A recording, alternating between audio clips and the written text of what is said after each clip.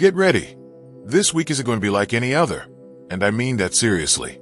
You might be going about your day, expecting the same old routine, thinking it's just another Monday to Friday stretch, but you'd be completely, totally wrong. Something's up with the moon, and it's not behaving the way it usually does.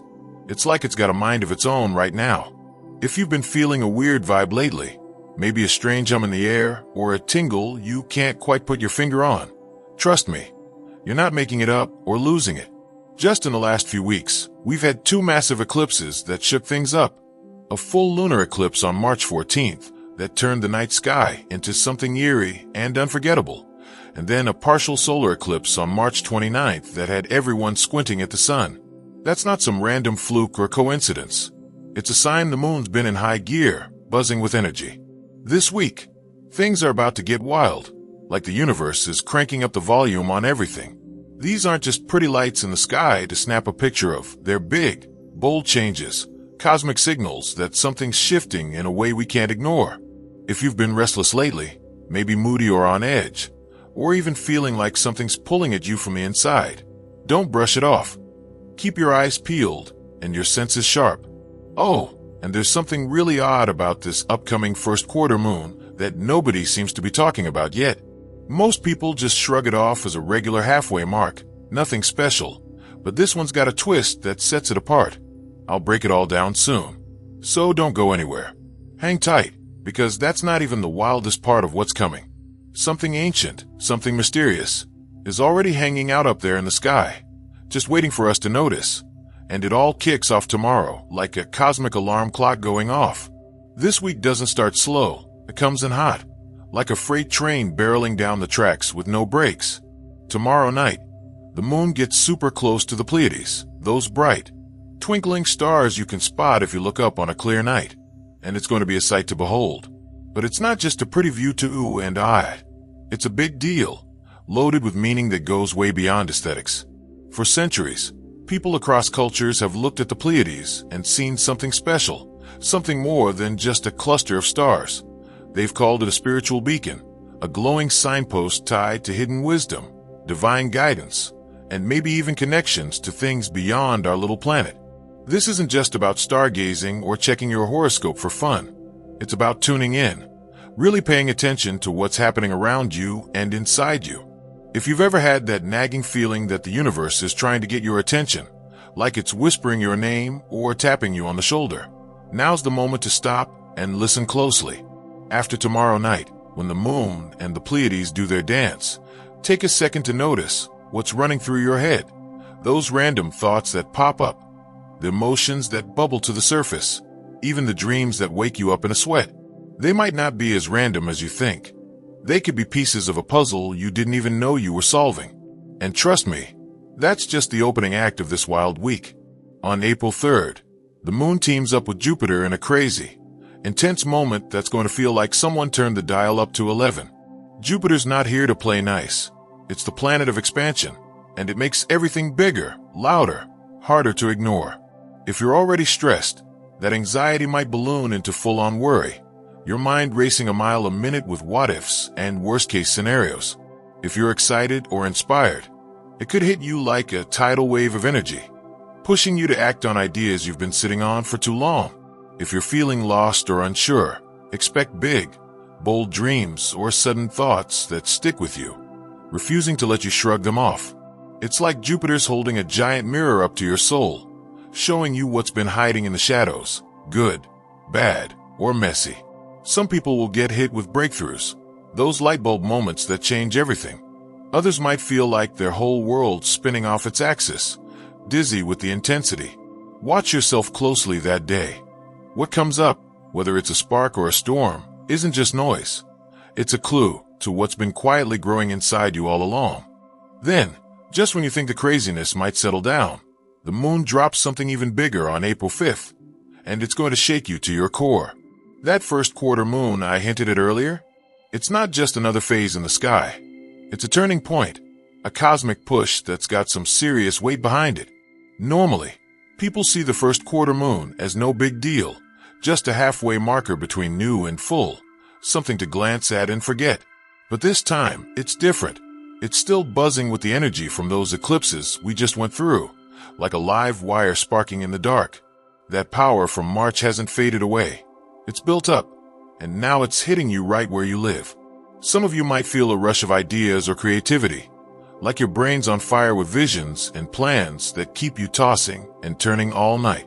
Others might get this restless, urgent feeling, like there's something you have to do right now. No more excuses or delays. For a few, it could tip into chaos. Big emotions crashing over you like waves, a jumble of thoughts, or this unshakable sense that something huge is about to drop. This isn't just happening up there in the sky. It's personal. It's about you and what's stirring inside. What you do with it. What you cling to or finally release. That's the real game changer here. You can't sidestep this one, no matter how much you might want to. And then Mars jumps into the mix, and oh boy, does it bring the heat. Mars doesn't mess around. It's raw, fiery energy that lights a match under you and dares you to move. You might already feel it creeping in, that itch under your skin, that slow burn of urgency telling you something's about to break loose. For some, it's going to be a power-up, sudden clarity cutting through the fog, a jolt of courage to tackle what's been scaring you, or a shove in the direction you've been too hesitant to take. For others, it might feel like the universe is boxing you in, piling on the pressure until you're ready to snap, frustration boiling over, the urge to push back, or just run from it all. That thing you've been avoiding, that decision you've kicked down the road, that restless vibe you keep burying, it's done waiting. It's coming up for air whether you like it or not. This isn't just about what happens to you. It's about what's ready to burst out through you, and how you handle it is everything. Even though the eclipses are behind us, their energy is still hanging around like a guest who won't leave, lingering in the corners of your life. You might feel it in odd ways, waves of tiredness that hit out of nowhere, then vanish just as quick, leaving you wondering what's wrong. Or maybe your head's foggy, like you're wading through a haze, and your chest feels heavy, like something's shifting but hasn't settled yet. Old memories might keep sneaking up on you, faces or moments you haven't thought about in forever. Or your emotions might cut deeper, sharper, catching you off guard before you can figure out why. That's not just you being weird. It's the aftershocks of those cosmic shakeups still rippling through. Eclipses don't just pass by like a storm and leave clear skies. They dig in deep, rewriting parts of you that you didn't even know were up for grabs. Your mind's adjusting. Your feelings are catching up. Even your body's trying to keep pace with it all. They're all recalibrating to a new rhythm. Sometimes it'll feel like you're being dragged back, stuck in old fears or habits you swore you'd outgrown. Other times, it's like you're racing forward too fast. The universe pulling you towards something you're not sure you're ready for. You're not lost in the middle. You're the bridge between what was and what's coming. That tension you're feeling, that unsettled itch, it's not a warning something's broken. It's proof something new is taking shape. But here's the tricky part. It's happening where you can't see it yet, in the quiet spaces your logical brain can't pin down. If you're dying for everything to make sense right this second, you're going to struggle. This isn't about neat answers. It's about trusting the process. There's a reason it feels off, why normal doesn't fit anymore. The old normal's gone, and the you that walked into those eclipses isn't the same one stepping out. Don't fight it. Don't try to force it back into a familiar box. Let it be strange. Let yourself be different. This isn't about rushing ahead. It's about giving the new you room to show up fully. Your dreams this week, they're not just background noise. They're loud, vivid, and maybe a little freaky, like your brain's putting on a private show. Lately, have they felt too real, too intense, maybe dark or packed with symbols you can't quite crack? That's not random. It's the moon, still charged from those eclipses, poking around in your subconscious while you sleep. It's like your mind's running a secret test, a simulation to see what you're made of. You might wake up rattled, heart pounding, like something chased you through the night, but slipped away before you could name it. Or maybe it's a familiar face popping up, someone you haven't thought about in years, or the same place, or scene looping over and over like a riddle. It's sneaky, but something's different. These aren't just dreams to shrug off. They're messages in code. They're not there to scare you. They're sizing you up, showing you where you're still stuck, what still trips you up or holds you back. Your subconscious is like a spotlight. It doesn't lie, doesn't let you hide behind excuses or distractions. There's no faking it in dreams, just you and the stuff you haven't dealt with yet. You don't have to solve it all while you're asleep. That's not the point. The real work kicks in when your eyes open. If something sticks with you, a feeling that won't fade, a question nagging at you, an image you can't shake, that's where the truth lives. That's the piece of you still clinging to something, still wrestling with what's unresolved. Pay attention to what lingers. It's not tormenting you. It's trying to get you ready for what's next, making sure you spot the cracks before they turn into craters. And here's the funny thing. The big messages this week won't come from the usual suspects. No angel numbers flashing on your clock. No deja vu moments. No perfectly timed coincidences to make you gasp. Instead, they'll sneak in through people. The most ordinary voices delivering the heaviest hits. Picture this. You're waiting in line at the store, half zoned out, when the person behind you says something random that lodges in your brain like an arrow. Or you're scrolling online, barely paying attention, and someone's casual comment lands like it was written just for you, lighting up your thoughts. Maybe a friend drops a line over coffee, something they forget the second it's out of their mouth, but it echoes in your head for hours. This week, the universe isn't bothering with subtle signs. It's talking loud and clear through the people around you, and most of them won't even realize they're part of it. Those words might feel like a gentle nudge, a little spark of clarity, or a quiet push to keep going. Or they might sting, stirring up something you've been dodging, something you'd rather not face. That's the thing about divine messages. They don't always come soft and sweet.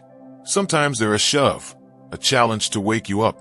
Listen close, not just to what's said, but how it hits you. Do those words give you goosebumps, drag up an old memory, make you want to argue? That's your body telling you it's important, that it's not just noise.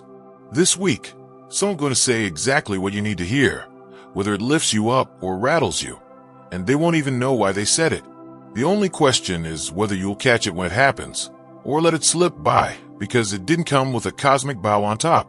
By April 6th, it all goes quiet, like the universe hit the mute button after days of chaos.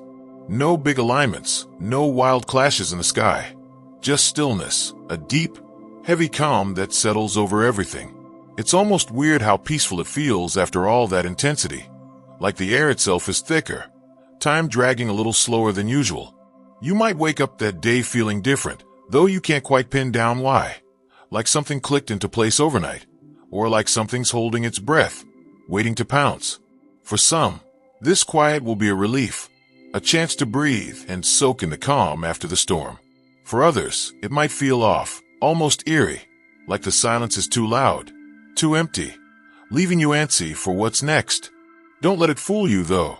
This isn't the end of the ride. It's the pause before the next chapter kicks in. That strange stillness hanging around? It's not nothing. It's the build-up, the deep inhale before the universe lets out whatever's coming.